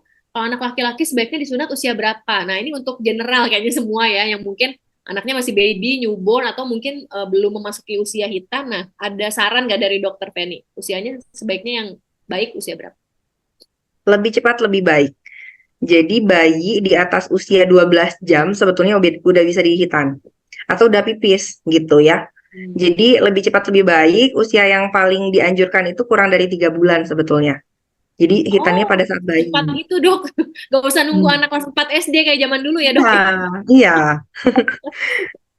Itu kayak Oke, kalau menarik. yang kan tiap daerah itu kayak punya budaya masing-masing di sunat itu Betul, usia betul. berapa gitu Ambu. Tapi emang secara medisnya lebih cepat lebih baik karena untuk mencegah terjadinya infeksi di saluran kemihnya itu, mencegah terjadinya balanitis, ISK gitu. Jadi lebih cepat lebih baik dan sunat bayi itu lebih baik. Itu ada penelitiannya kalau nggak salah membandingkan antara usia yang kurang dari 6 bulan, 6 bulan sampai 1 tahun dan di atas 1 tahun, ternyata untuk kesembuhannya lebih lebih cepat pada yang kurang dari 6 bulan gitu. Wah, Karena memang regenerasi sel-selnya itu kan pada bayi cepat banget. Dan betul. memang pasien-pasien saya juga di sini yang bayi dibandingkan kesembuhannya ya antara bayi dan udah lebih gede dengan kondisi luka yang sama, yang bayi itu jauh lebih cepat. Yang pada anak lebih dari 3 tahun gitu ya dengan fimosis dengan perlengketan yang full gitu, itu bisa 14 hari lebih malah gitu untuk betul-betul bisa sembuh total gitu. Sedangkan pada bayi rata-rata 10 hari itu udah bersih lukanya dan tanpa obat itu Ambu. Jadi biasanya pada bayi itu nggak usah dikasih antibiotik, nggak usah dikasih anti nyeri gitu ya. Jadi untuk obat-obatannya juga bisa kita minimalkan gitu. Kalau pada anak besar kan memang perawatannya juga kadang nggak mau dirawat gitu. Pada bayi itu lebih simpel karena itu masih otoritas orang tua gitu ya. Mau diapa-apain juga gimana orang tuanya kan. Jadi Kita perawatannya bisa. mudah, lebih cepat sembuh tanpa obat-obatan Kalau gitu. anak udah gede biasanya minta PS dulu, minta sepeda Ya gitu. betul, betul Nggak mau sekali. Jadi nanti nggak mau dikasih obat gitu ya, atau enggak misalnya udah banyak mobilitas mungkin ya dokter Feni ya. Udah mulai betul. apa segala macam. Kalau baby kan dia relatif untuk lebih tenang gitu ya, lebih bisa dikondisikan juga. Wah, ini Betul, info dan bayi jujur Ambu. Jadi kalau dia sakit dia nangis ya. Kalau anak yang udah lebih gede kan biasanya tuh manja gitu ya. Nggak sakit pun nangis-nangis, rewel di rumah gitu. Rata-rata pasien saya juga termasuk anak saya juga dulu saya hitankan usia tiga bulan ya. Itu rewelnya cuma 1 hari aja kalau kesentuh lukanya. Kesananya enggak. Itu alhamdulillah seperti itu dan pasien-pasien saya juga sama seperti itu. Rata-rata setelah tindakan mungkin dia kerasa sakitnya, tapi malamnya bisa tidur nyenyak, alhamdulillah. Gitu. Insya Allah luar biasa. Ini ilmu baru, keren banget. Thank you ya Dokter Feni. Ya, kita lanjut dulu dok dari Dokter Ponti. Nah, Dokter Ponti juga mungkin mewakili juga nih yang lain teman-teman. Dok, ada anak setelah disunat, tapi sepertinya masih ada sisa kulitnya. Apakah perlu disunat ulang? Nah, ini sunat bisa sampai berapa kali kalau menurut Dokter Feni ini? Bisa beberapa kali ada kasus nyambu yang diperbaiki-perbaiki gitu ya, gitu. Yang pertama, prinsipnya gini, kalau habis disunat itu kita pastikan pada saat ereksi kulitnya cukup. Ya. Pada saat relaksasi gitu ya, kulitnya nggak nguncup, jadi nggak ngunci lagi. Ada kondisi memang habis disunat, jadi nguncup lagi, nggak bisa dibuka kulupnya, nggak bisa dikebelakangin, itu ada, dan itu memang yang harus diperbaiki gitu, harus disunat ulang, wajib kalau udah kayak gitu mah. Nah, kalau misalkan pada kasusnya yang kulitnya masih kelebihan, itu pastikan dulu pada saat ereksi, kulitnya udah cukup atau enggak. Pada anak-anak yang gemuk, biasanya tuh seolah-olah si kulitnya tuh masih kelebihan, jadi kepala penisnya tuh nggak terbuka semua. Jadi masih ada yang ketutup sama kulitnya. Nah, itu pastikan pada saat ereksi kulitnya cukup. Kalau ternyata kepanjangan, itu opsional. Kalau misalkan mau diperbaiki, boleh. Jadi dipotong lagi sesuai dengan yang kelebihannya itu. Atau kalau misalkan mengikuti syariatnya, sebetulnya kalau udah dihilangkan kuncupnya, ada sisa sedikit, nggak lebih dari sepertiganya itu nggak apa-apa. Gitu. Jadi opsinya bisa diperbaiki atau boleh tidak diperbaiki. Tapi pastikan dulu kalau masih kepanjangan itu pada saat ereksinya gitu. Jangan-jangan pas ereksi ternyata udah cukup gitu. Cuma karena emang anaknya gemuk, jadi seolah-olah dia nutup gitu. Oke. Nah, dari Budista Ade boleh ya dok ya. Izin tanya Dokter Feni, batas usia anak laki-laki sunat berapa tahun ya? Dan kelamin anak laki-laki terkadang berdiri itu wajar nggak ya? Terkadang digaruk-garuk, padahal nggak ada digigit serangga. Itu kenapa dok? Jadi kalau dari usia sebetulnya kan lebih cepat lebih baik gitu ya. Usia usia udah gede juga nggak ada batasannya, sebetulnya sama aja. Cuma kalau misalkan kita mau cari yang lebih baik, lebih cepat lebih baik gitu ya. Terus penisnya suka berdiri gitu ya. Apalagi mungkin pada saat pagi ya. Itu jangan kan anak-anak. Suami kita juga mungkin kalau pagi-pagi tuh berdiri loh Bu. Itu Sama ya, berarti fisiologi. anak sama dewasa sama aja ya Iya, dok? betul gitu ya. Jadi secara fisiologisnya pada saat pagi hari itu memang penis akan ereksi gitu. Jadi itu normal. Kalau misalkan emang ada rangsangan kayak dipegang-pegang, akhirnya berdiri ya pasti gitu ya. Gitu. Jadi kalau misalnya pada pada saat pagi-pagi tanpa ada rangsangan apapun dia berdiri itu normal gitu ya. Itu memang secara fisiologisnya seperti itu setiap pagi. Kalau misalkan dipegang-pegang terus habis digaruk-garuk kok jadi berdiri itu normal. Atau lagi pipis anaknya main-mainin gitu terus titiknya berdiri gitu itu juga normal. Namanya juga ada rangsangan. Jadi walaupun bayi sama gitu kayak dewasa. Kalau penisnya dirangsang itu dia bisa ereksi gitu ya. Terus tadi kayak digaruk-garuk gitu. Gimana Ambu tadi pertanyaan yang selanjutnya? Ya katanya terkadang digaruk padahal nggak digigit serangga. Itu kenapa dok gitu? Apa iseng aja mungkin anaknya bu ya? Kalau belum disunat itu mungkin ada kotorannya. Jadi kalau Oh, pada kondisi yang gatal fimosis mungkin itu ya. kan iya, ada kotoran kayak kayak smegma kalau di anak perempuan kan ada yang putih-putihnya kita bisa Ya. bisa bersihin tuh. Kalau pada anak laki-laki apalagi pada kondisi yang fimosis itu ada smegma di dalamnya itu gatal memang. Jadi kalau misalnya memang belum disunat gitu anaknya sering garuk-garuk, coba lihat kalau pipis memang gembung apa enggak. Terus dilihat lubang kulupnya kecil apa enggak. Ya itu fimosis. Jadi harus segera ditindaklanjuti lebih lebih baik ya disunat gitu. Oke, berarti nanti mungkin dicek lagi ya Bu ya, apakah ada gangguan atau kelainan pada alat kelamin anaknya gitu ya. Nanti bisa segera dikonsultasikan ke dokter. Nah, ini dari Ibu Eki Meira ya kayaknya ya, Ibu atau Bapak nih. Malam dok, apakah ISK salah satunya bisa disebabkan karena kurang minum air putih? Terus kalau ke anak perempuan tanda ISK apa? Nah, mungkin anaknya sama kayak Ambu nih perempuan gimana dok? Apakah benar gara-gara kurang minum air gitu? Terus tanda-tandanya apa? Betul, memang kalau secara umum paling sering itu kalau ISK itu kurang minum sama suka nahan kencing Hmm. gitu ya. Kalau minumnya kurang, jadi ibaratnya tuh kalau kencing itu kita sekalian membasuh kuman yang ada di saluran kencing kita. Kalau minumnya kurang atau suka nahan kencing kan tidak dialirkan tuh urinnya. Jadi akhirnya kumannya tuh banyak di situ bereproduksi di situ nambah banyak akhirnya akan menginfeksi di saluran kencingnya.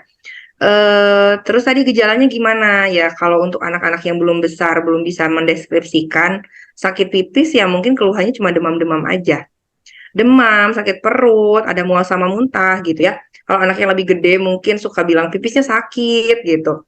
Memang nggak begitu khas gitu pada ISK pada anak itu. Mungkin perlu dilakukan kalau misalkan nih kita cek lab nggak ada yang bermasalah dengan hasil darahnya gitu, boleh cek urin. Jadi kalau misalnya cuma demam-demam, nggak ada keluhan yang lain, ada sakit perut gitu, hasil darahnya normal gitu atau leukositnya aja paling tinggi, boleh dilakukan cek urin karena pada anak-anak itu biasanya gitu. Jadi nggak khas. Kalau kalau pada dewasa kan, ayo udah jelas pasti anyang-anyangen gitu ya. Pipisnya panas, warna urinnya kemerahan gitu. Pada anak-anak tuh mau laki-laki ataupun perempuan biasanya nggak begitu khas. Paling keluhannya demam aja. Paling sering itu. Nah, ini agak nyambung sedikit. Tadi ESK itu bisa nggak penyebabnya ini dari Bu Astri ya? Bisa nggak penyebabnya tuh dari ruang popok atau diaper rash? Bisa nggak? Jadi ujung-ujungnya jadi ESK gitu, Dok? Kalau misalkan itu sih sebetulnya dua hal yang berbeda ya. Tapi kalau misalkan dari penggunaan popoknya sendiri, beresiko terjadinya ISK gitu. Tapi kalau dari ruang popoknya sendiri sih enggak ya. Itu dua hal yang berbeda. Yang satu nyerang ke kulitnya, yang satu ke saluran kencingnya. Iya, oke. Dari Bu Fia nih, tadi nungguin dok, minta dijawab pertanyaannya. Malam dokter izin bertanya, kalau di bagian testis ada bintik merah banyak, seperti darah mengendap, itu kenapa? Nggak sakit, nggak gatal, dan tidak berbau. Di testisnya dok, katanya di testisnya ada Rotumnya bintik-bintik mungkin merah. ya. Hmm, Mm-mm. betul.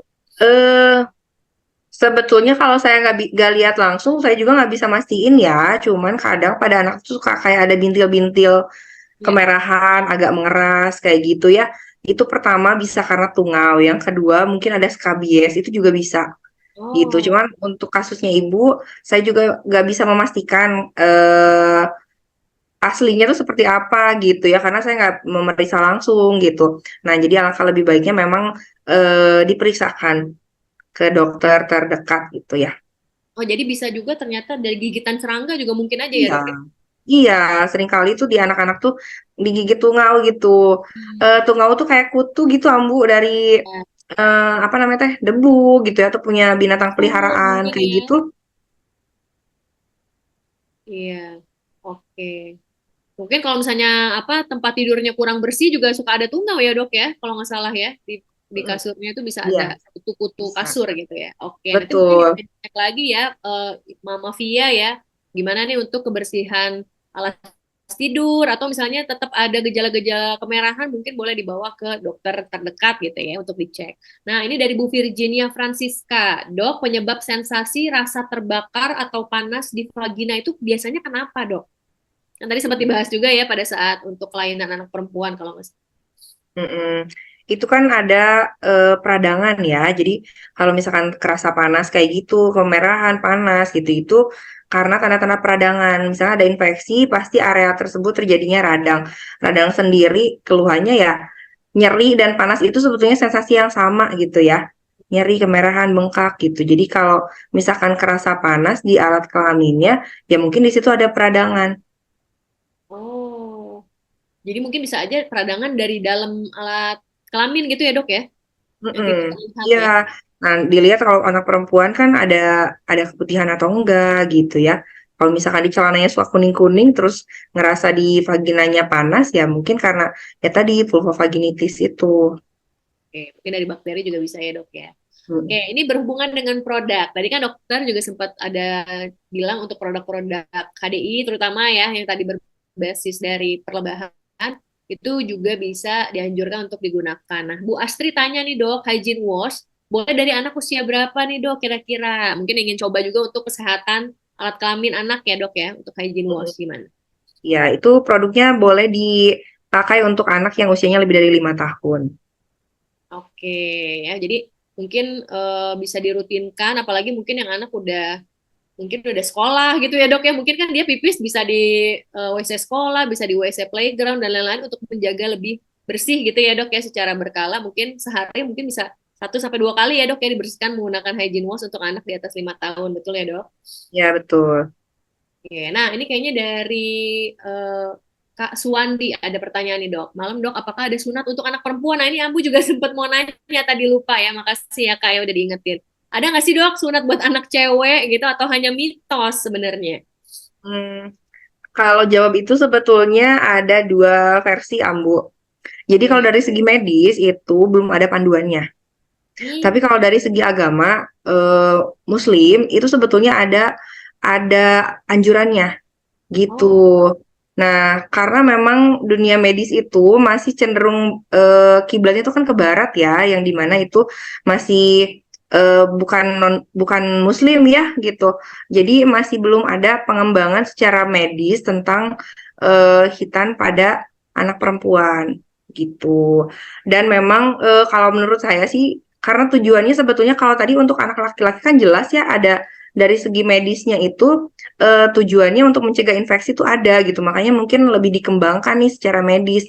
Nah, kalau pada anak perempuan itu secara tujuannya itu untuk mencegah terjadinya apa ya, jadinya tuh birahi yang berlebih seperti itu ya. Bukan berhubungan secara langsung dengan kebersihan dan lain-lain seperti ya Hmm. laki-laki ya. Jadi kalau untuk jadi wajib enggak gitu Ambu, kalau laki-laki kan kalau nggak disunat kan ada kotoran di situ yang jadi najis gitu ya. Kalau di perempuan kan najisnya tuh bisa dibersihkan dengan cara yang lain gitu. Jadi kalau mau disunat mungkin boleh gitu ya. Nggak disunat pun nggak apa-apa kalau dari segi medisnya gitu. Tapi kalau dari segi agama Islam sebetulnya kalau saya dulu waktu kuliah tuh sempat diajarin memang gitu, tapi hanya kuliahnya saja dan itu dari sudut pandang Islam gitu ya. Tapi kalau untuk prakteknya memang tidak diajarkan karena nggak ada panduan resminya. Jadi kami masih belum mendapat panduan mana sih yang dibuang gitu. Kalau laki kan jelas gitu ya. Oke, mungkin nanti bisa jadi pertimbangan ya Kak Suwandi ya, atau misalnya mungkin juga bisa bertanya dengan tadi ya dokter bedah anak misalnya gitu ya, atau urologi gitu ya dok ya untuk mendapatkan opini lain. Oke, nah untuk Kak Dista Ade, kalau udah disunat itu apa benar dok berpengaruh sama tumbuh kembang anak jadi lebih dewasa gitu, cepet beger gitu ya kalau kata ibu-ibu itu benar nggak sih ngaruh dok? Itu sih mitos ya gitu. Jadi tidak berhubungan. Jadi kalau disunat itu ya udah sebatas kita menghilangkan kuncupnya aja gitu, tidak mempengaruhi secara hormon. Jadi lebih cepat dewasanya gitu, enggak juga sebetulnya gitu ya. Terus juga katanya kan kalau habis disunat nanti jadi anaknya tuh mesat gitu kalau bahasa Sundanya mah ya, jadi lebih cepat gede gitu, tumbuh kembangnya jadi lebih bagus gitu ya, naik berat badan dan lain-lain.